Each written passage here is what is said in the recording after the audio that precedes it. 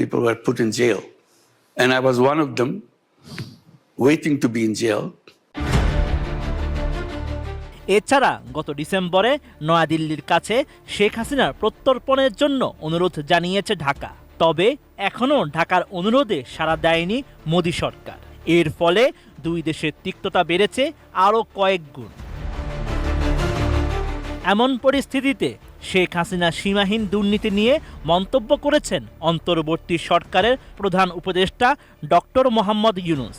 বলেন, কেউই শেখ হাসিনার বিষয়ে প্রশ্ন তুলেনি, যা ভালো বিশ্ব ব্যবস্থার লক্ষণ নয়। এমনটা হওয়ার জন্য পুরো বিশ্বই দায়ী। তাই শেখ হাসিনা গোটা বিশ্বের জন্যই একটি ভালো শিক্ষা। $16 billion per year over 15 years. Per year, $16 billion has been shifted away by over-invoicing, under-invoicing. Everything collapsed.